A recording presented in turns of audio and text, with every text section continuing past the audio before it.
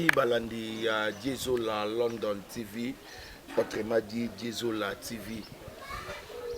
Émission Nabino Masolo Loba Yango. Loba Yango o Loba Nini. Nakati ya show na biso tulobelaka makambo nyonso. Elelo tolito zonga lisusu na nostalgie.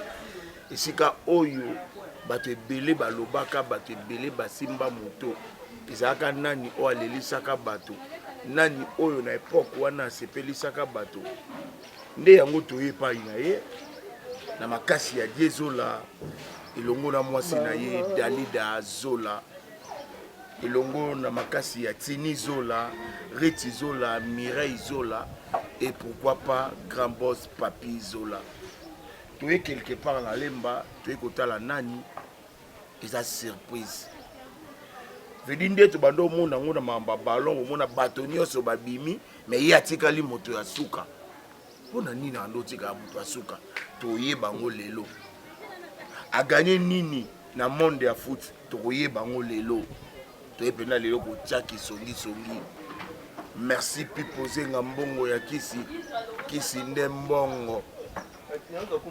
Jasmine Ndaye nakota natala moto na ekotala po ba brancher nyonso ba abonner nyonso bolinga bayeba na ekotala nani nakota malembe na mona ye nabi kesika boza bo sepela bo tuna vraiment ezaki nde Jasmine nakota na fongola po beta porta wato de po za télé surprise yo yebi kaka natambolaka na yo cameraman nanga tobeta porte tobeta kaka par respect yebika kota boye mwa mbwa ou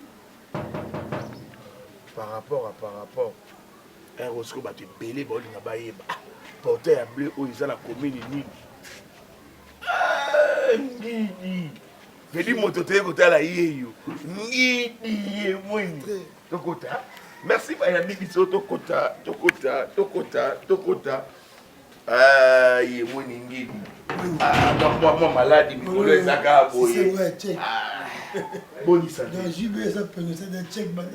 boni santé kimia dilo pena te yo tala yo na se Diezola London City motema Dalida tango amoni ye mweni ngidi donc batu na baboni na biso basepeli bamoni ki non l'homme qu'il fallait à l'époque ouais nazali fanatique nyonso o bayebi ye mweni toujours naza classe na pe eyenga olakisi bamuna mona bango mpona mbala suka te me komona susu eza na bien bamona so elilia si alors tovanda na biso komako tobeta masolo tovanda na biso Jasper namona mwa retour na vitre wana place oyo tovanda eza malamu to eza bien ok merci beaucoup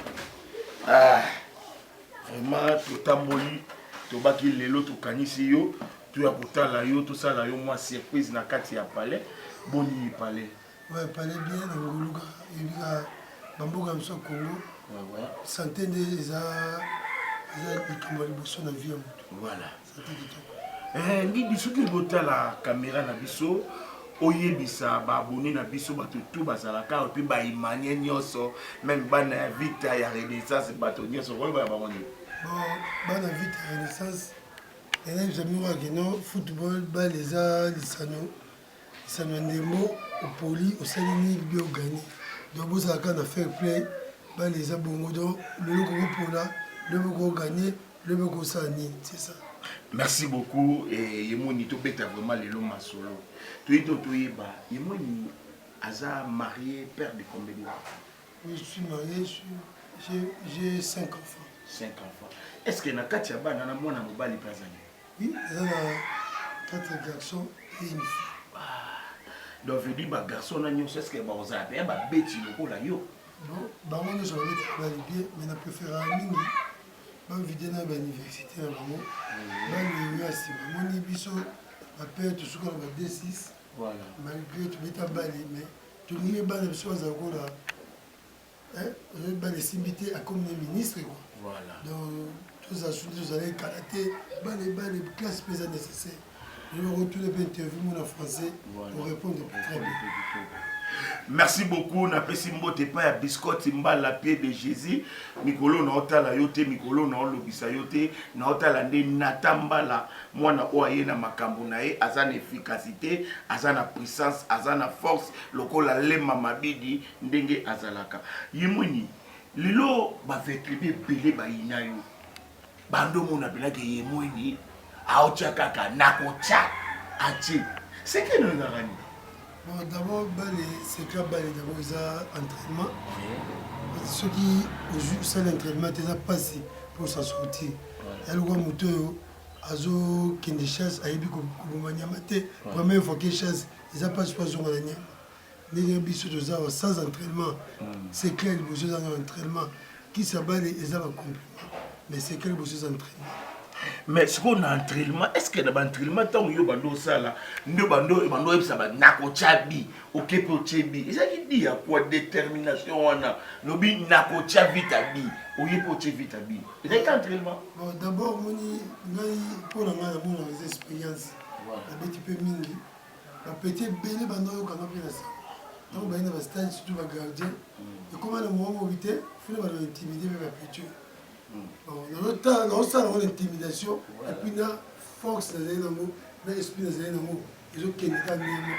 Quand tu veux m'en débattre, on va aller boire. Mais là, il y a une détermination. Il y a une awa, il y a quoi. Il y a un match vite au Tchébi. Parce que à vite baké, nous sommes pardon, vos ongles, et quand tu peux, voilà la détermination. Mais voilà, trop si. Aujourd'hui, il y a un petit peu de olenga. Et puis, ah, moi, je suis tiré de feu côté. Donc, au temps où il y a des salamaki, et des mises en bois, un boîtier. Il m'a dit que solo, à chérie, il y a Ganki, il y a Bormo, il y a Moana, il y a Katia. Est-ce que c'est vrai? Enfin, chérie, Bormo. Oui. Mais moi, à ça, je ne sais pas. D'abord, ça peut faire chérie, il y a un bébé. Et alors, là, nous sommes occupés de parler, nous allons à Rabatou. Aza pe na bana na yedi azala na bango na maleki na ye me na buto ko ndoki me ngana lo bakite ki azando na mna sens ki aza mutu to ko solo na normal ko batu nyoso to aza te ki wo mo na loko la zombie te c'est non mais ça eloko mo batikele na bokoko azo sa ile makamna mais aza te ki apa makamona aza énorme comme tout le monde. Merci, Tadi R9, Tadi R9 veut dire vraiment au na stade Walande Boanda ko longole lamba bino on na mingi na 4 hein bana kasa bu ebele Tadi R9 on va na 4 diesel on va na 4 personnam la main d'or on va na 4 vous savez pauvre gentil il va na 4 maître Alema Koloma Kolenga na 4 veut dire Chika Luka ou na 4 au santé veut dire 4 bando tonda na bana ya Kasavubu pona ko sepela ngidi yemweni lilo yemweni est-ce que ndenge ota la football au bino bo beti ba détermination bozali nango est-ce que lelo o mona ngo pepa ya bato mosusu to o mona foot mosusu au bino bo beti te bon premièrement foot ya lelo par rapport à biso o na ngo évolution que o ezave ba papa je ça finance OK bon à part finance toujours mona biso to saka tango zoya supporter ayebika yemoni ocha et puis ayebike so na kebo na za dessus te mais le supporter a eu battu nanyo organiser biso match le petit on veut que mon bon ezali négligence mon qui peut continuer na football na bango mais baza ba bon joueur le quoi Vini jouer le quoi la Daka Bangu jouer le quoi Ricky Tulenge mutambo ya bango azati mais na osenga na bango ba pesa sur ba performance mata ba longana spina ni ba là ba kotsa na spina ba ah la kin ils a tremblé bon tout à la grande Europe. Parce que aujourd'hui, l'autre c'est l'exemple de petit Mbele, petit Mbokane, petit Kabananga. Le lot va se retrouver, mais bêta la kin. Parce que bongo besoin de kinte. Grâce à sérieux, na courage, na puissance de mon bazan, on sait que le lot va millionnaire. Donc, est-ce que baza bravo.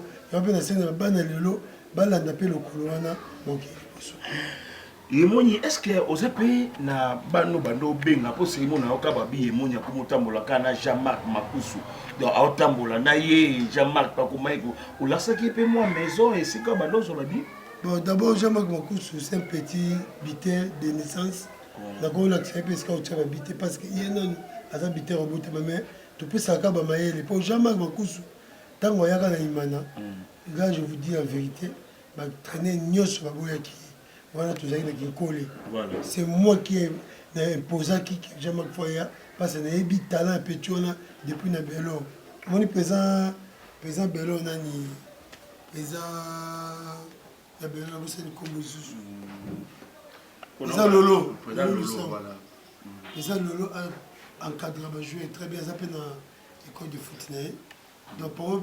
Jean-Marc Makusu ezali kaka kopesaka baconseil ke performe kaka saka performance babi emate suko donc petit mona natambola na ye tekiama nazala ne tekiama naka na vini riki kutu ne parlons pas atake na vite mais azali petit nazozala ne baconseil lelo yemoni akoti na kati ya staff ya 200 mpe est-ce que yemoni asali bacour toka mbala moko lokwa yemoni abeta bale na imana mpe il faut s'imposer kana imana koma coach normalement azalaki mpe na staff technique donc kozala na staff sans papier lelo mpe okotikela ekipe wana papier eza te eza passe omona bandaki kosala cour azokende bientôt kala te bokomona diplôme yemoni boyeba nini donc baani ekoya oza mpe lokola bamorinio baibenge inchallah merci yemoni lelo ntango yo moko ovandaka na ndako wana bavideo bafoto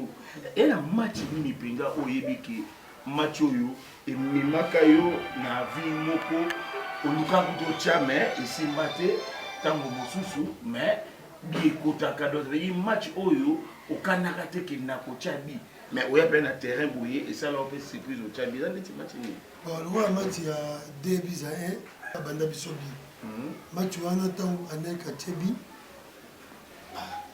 nayi match mofulu bi me match eza vraiment kilo mais esprit moko elinga na terrain na bi te pe tya kozala succès te nga na terrain ina kase succès wana parce ngai emweni martir wana ezali wana mpongo na biso oyo mena oyoki na ngai ebe baporte nyonso martir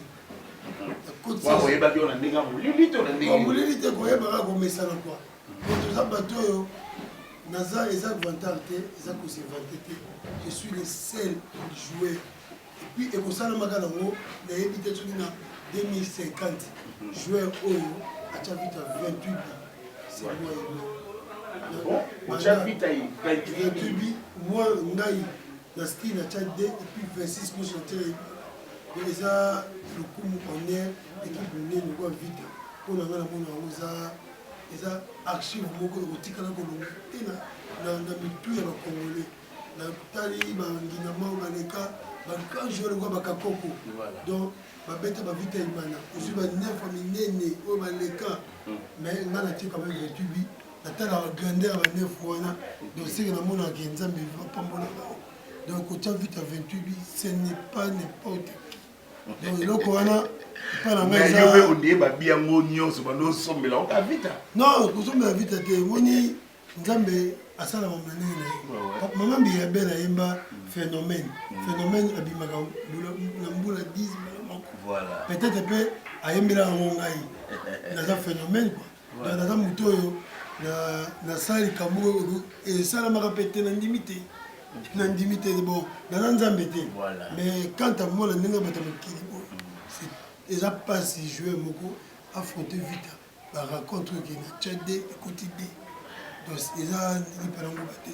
Merci beaucoup balandi ya Diezola London TV tozana ngidi emweni a 9 match vedi tanga bandai ko beta ballon oyo kamwe elengi Valérie Boni ya mwasi kitoko na kati ya Paris jeudi da métier noir na kati ya Londres tosaka ndenge ezalaka kaka tolobaka ndenge lobaka sans oublier Pipo Zenga Patrao. Alors lelo yemweni soki tolobi totala yemweni succès ou asala qui a kangaki vraiment imana atie vite à babindo le but vite à 28 bi est-ce que yemweni a bénéficié pe na ballon donc ça veut dire toi mosusu moi mabele moi nini yemweni asa déjà dans les bons bon mabele tu lango teza ba kili voilà o bayebi voilà mais o eza nécessaire eza d'abord excellence sur le commandant lelo yenga so eve ngai eza grâce ya makambo na sala eza déjà bénéfice munene lelo nakokende biro moko neti ya bapierre kangudia ministre excellence aza mineta azalaki ministre ya budget lelo aza honorable okende na porte ya lupango na ye akotisi yo eza babénéfice oyo ya football na sala lelo moto okola gentini ngobika akomi soki ovandi bobenge epai yambi yo eza déjà babénéfice bato okoya basa mpengo mei ozwi bavie na biso okoya bavie kibuka donc lelo aza wana so obengi ye ayambi yo donc toza bato ebele oyo bazosalisa nga lelo eza déjà bénéfice mine mpo bajoueur ebele tobeta na bango na ndimi te so babeti porte kuna baoyamba ye eza babienfait na nga na baaction nasala basavoir na nga nde esaliki bénéfice na nga mingi yango wana mpo komona bato wana c'est pas donner n'importe qui mutu mo yebisi nga bi yemoni akoti na kati ya staff ya Imana mais yemoni bakomo trahir na bango Imana vraiment lingaka beta quart de finale awa mais eleki kabuye Imana a mené vite 1-0 papa yeka kabuye babio ba yemoni tout le quoi ba bina secret Imana bakoma père mo boye bakena bango pas général pesa biso boye to saka ni sala pe kabu donc alinga onero ya zaka nango wana ba petio ba eziko bazana monter c'est vrai non eza bon tomoni yango nazoloba eza passé biso tozopesa mine faute na bapartene biso bajoueur distraction eleki bango trop nga azalaka match ya vite Imana depuis lundi même madame na palais akofanda vite mobali nanga aza na mati akoluka kutu mindondo te ayebi ke match oyo eza match ya minene donc so navandi akokomprendre ke awa moye natouche dio nanga eza te mpo aza na match oyo biso no memasanga te nga bano memasanga kaka ta natiki bani oza concentré bapeta lelo komi baka bino basei na bino ezalaki ozwi vitalo tie likolo ya mesa mais na se kuna omona mwa nkoi mwa nini bon nalobi te biso nyonso mais misusu banda omela mais neti ngai personnellement nazali mpenza komela bamasanga vraimen mpo apamba te donc nazalaki joueur moko discipliné nalingaki te bato nyonso bayebake nazalaka na banzela nabimaka partout nazalaka donc visibilité ezalaki vraimen te nga bato bakomomona nga lelo parce que natiki bani mais na ndenge mabe te bapeti na biso bango nde bazosalaki banuye biso ekomaki bayemoni baza mitema mabe balingi te bazala conscient ntango baobetela bavite ya Imana eza bacouleur moko ya jete yango baobetela na rien na Barcelone parce que so batiaka le grand club na monde baotanga mpe Imana na vita parce que eza na bazembe baza baclub oyo eyebani monde donc na sens wana na bapeti concentration na conscience fo ezonga mpo kozwa bible orate ozongi narataki bio ndeni basimoye otia yango orate bi mais oza nango à l'aise na nzela oyeba te ke susi opesi basupporter bato mosusu bazalaki ngasani mpasi oyo bayoki oyebi yango te c'est ça lelo yemoni ozalaka idole ya joueur nini oyo omonaka mpena keno joueur oyo azobeta bale bien et puis nga mpe sikoyo na boye nakoma obeta lokwa ezalaka lokwa joueur nani awa na kini bien mpo europe bien na kini na partout eza na kini en europe ezalaki d'abord joueur moko babenga Zamorano azali joueur Real de Madrid bon na kini awa vraiment une fois sepesanga ezalaki master bon aza grand frère nga nabenge master mais azali kovanda na bumbu je crois na selembao comme na ye Jacques Bouyamba grand neuf donc ye ma soki akote na terrain osentir nazwa banef lokwa bazali mpe mwa mingi nazwa banef lokwa baelosi kakia banef lokola Ali Diogo Aline Oseni abeta nef oyebi Aline Oseni le scénario abeta numéro 9 wana masalanga esika aza babote ebele parce que motu malamu Aline Oseni mpe grand nef ozwi bato donc baebele bamasiya bajour basepeselanga lelo yemoni plupart ya bajoueur ebelo basala basuccès na bastade banini mais omonaka baosukaka bongo baavance te epuis baokufaka pauvre ndenge wana ezalaka dia kua bajoueur bosalaka ambiance trop yango ntango okomi na retraite na yo omonake okoka lisusu te to ndenge bon moi système ya Kinshasa ya bomboka na biso nga funa lo bango za mo passe moni so remarqué ba jouer belé o ba beta na kin so la ndel vi na bango ba beta na ba poto de communauté pour ani tu as un problème d'abord ya encadrement deuxièmement tu as le code de foot exact na mboka et on moni surtout beti tu as limité tu as ba salle de musculation té et on a joué on beta l'équipe qui na poto et simbité à quelle équipe on moké neti ba Beveren l'équipe on moké na Belgique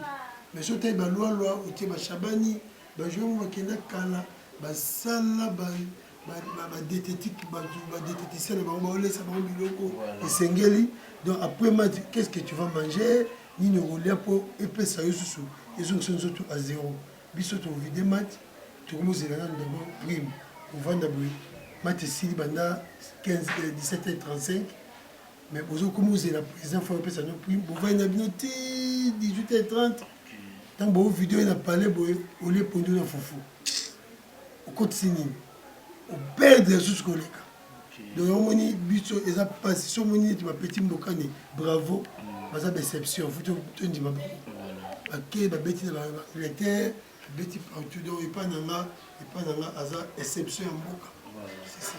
Est-ce que yemoni pe relation na ina ba joueur mususu ou ba beta na ba mon équipe nationale ba beta na ba awa par exemple ba nani ba lofo et ba nani est-ce que vous avez rappelé na ba bon terme là ba joueur wana ah c'est Ngeli Limbondo mon petit frère wana tout pour le battre tout to benga na route na ba bokane benga do battre tout ba kabana na parlons pas soit moninga vie na za pas siska na Gombeaka petit oyana pesi to dame institution même sur la vie petit kuna nozo kenisa la président bale soko déjà comme des patrons yeba nini au vivre ba chancel mbemba ba joueur belé au tozala ba kuti golé ba considérer ba makasi ba joueur belé tozala ba obi siko obi otala génération oya bano ba bimisiko ba obeta siko so le bopé ça ba mo conseil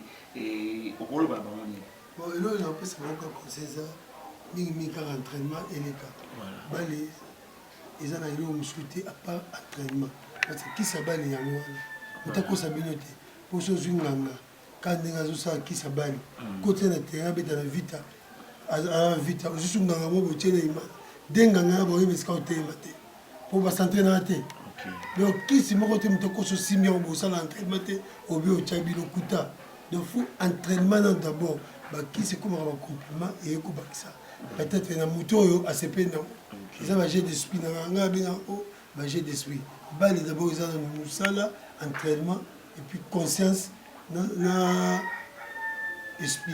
Est-ce que yemoni pe lelo pour na garder moi taille pour garder moi nzoto le ko emesa na ba entraîner bien est-ce que yemoni mo ba loisir pa betaka organiser pour ba match mo ko to ndeni ouais ba loisir na betaka na ba match mo zo organiser ya Pierre Kangudia biso nyonso tokutana ba ancien joueur nyonso ba Roma tumona ba petit lofo de ba bato belé au de beta ba ba nyonso tous ça m'appelle pele peyaka mais la bête un peu mingi les anciens Lemba les anciens footballeurs de Lemba on a un moment là dimanche pour l'équipe nous sous la bête pour les appels la besoin de repos la bête peut tout dans moi bête dimanche on a des dimanches dans l'équipe ici de suite. Merci beaucoup tokomi na biso na suka tokozwa vraiment ngidi moni taille belé tetalaka to sali surprise soto yaki kaka kokanga ye alors yemoni maladie est touché le monde entier lelo monde de mobimbezo lela bato nyonso ba oloba bato nyonso bakangami na bandako ba obimate amo pona bato nyonso bazali banda ya mboka et puis o bazali wana commune na biso pe ya Gombe ba oti kokanga yango kokota te kobimate okoloba na bandeko nyonso ba olanda nini. Bon d'abord merci beaucoup et le ko vraiment nécessaire na question tuninga bana kin to mi kosa na te malade ezali ngamoko na kene utala na cinquantenaire na moni bato beli balaki nga chassé wana roi rubo mpona kota na mona donc tout ça blague te to mibatela mingi kosukola maboko ta 10 fois par jour donc ntango oya okomi esika osukoli maboko oke esika outi kuna oye ndako osukoli maboko nasengi na basportif nyonso tu eloko eleki kovanda parler pour le moment eza te donc omoni confinement eza bien parce que yango nde ezosalaki bamaladi ezala susu te bakangi gombe mpona esengo kokanga te yango omoni président république alansaki nini ya confinement eza mpona kobikisa mitu ya bapepe congolais parce que liwa eza mingi surtout na italie etani europe bato bazosila biso awa soki eke ebele donc ezala mabe epe grave tomibatela parce que maladi wana covid 19 ezali. Merci beaucoup Ngidi Yemweni apesi toli alobi to vanda na ndako maladi ezali. Alors Yemweni ba pire vie na yo bato basala kayo zala bandeko ba soutenaka yo bazali banda na poto mikili opesi na no numéro na yo tant mosusu moto kozala ko sabenga yo et puis mbala moko opesi ba moto pa ya bae o nyoso oyebi basunga kayo.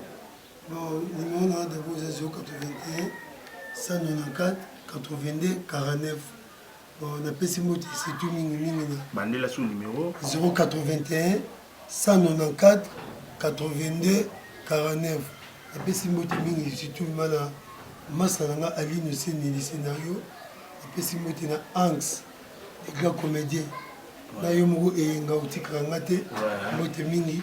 Sans oublier l'idée ya ba comédien le phénomène est sobé l'a dit mon ami propre. Mots Sikozali. Napesi mbote na masalanga Felimandom na masalanga Didier Petit bango jusqu'à baza bambote belé donc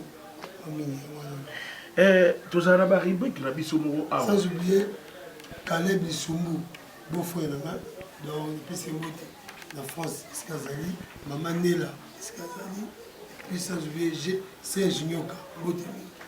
Merci beaucoup Yemoni tozala na rubrique na biso awa so balobi otanga ba meilleur joueur na 5 équipes Toche Mazembe, DSMP, Renaissance, Veklet na Lupopo. Moko o asepelisa yo o mona apena ke no ala na ligne na yo otanga neti na moko. Est-ce que ça est obligatoire eza rubrique ba deux on beta ba te do senga moko polémique te to senga moko la diezola utasenga mo patron ya chaîne ba pena ke no vedi po moto moko na mazimutani joueur moko Nefo c'est pela na ya beta no. Ah numéro 9 kaka. Numéro 9. Kaba numéro 9. Mais eza évidemment na mazembe na tangi moleka. Wana za ngobo ya mote. Voilà. Tu es ah na imana. Vini bongonga. Mutombo ya mwazate. Voilà. Tu es na vita petit na mayele. Kaza di mayele o tu tabio na Renaissance. Voilà. La Renaissance. Renaissance vraiment dans les bigab de bête après Sidibé ça sur les ah Sidibé ça il man même les restes là pas comme la monter les bigab Sidibé ouais mana ibona na le popo na bibé ne fa ah ni na babeti siko na ndingo tali Champions League 1 o bo betali na komuni ava ba 4 openda tango taba match muna ma do beta bien na les joueurs na équipe nyonso otali siko joueur moko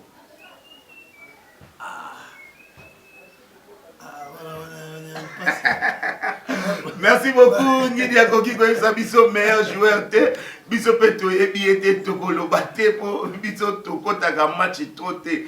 Merci bozalaki vraiment ebelé na kati ya Diezola TV bomoni tozalaki na Ngidi Yemweni vedi ba nostalgie place boza bo raisonner Ngidi a tie vite biba supporter ba vandi asi bo zela na ko tchali sous détermination wana tolinga to yeba ezale kaka esprit singa ngona loketu longwa ezali singa tezaka expliquer ça talika boyo intimidation moni biso za bato soza terrain faut timider pour ça mais on évolue kambi faut lobaka au sala ba bilo mo boy po bato banga au profiter de la sens. Merci beaucoup Pipo Zenga Mbongo ya Kisi Kisinde Mbongo, Biscotte Mbala, Pied de Jésus, Tobi Mikolo, Totala Yote, Totala Kaka, Natambala Djoko. Ouais, Biscotte. Biscotte Mbala, Pied de Jésus. Abimisi Griffe, na moi, la Soumidi Kwanga. Ouais. Soumidi Kwanga, Biscotte. Mon petit mbote skozali. Et ngamoko pe azaka na imanandoi nanga abiso kutena yemuni. Ale bisaye. Yenga. Ngai nazoko kate. Yenga. Papa français. Ngala ben go papa français. Mongo solo. Le meilleur mongo du monde. Yenga skazali. Mbote. Masa no Serge pe ba Serge ba kanila ye. Abakeno kanga balo ba bima terrain. Abite o vidéo na la entraînement.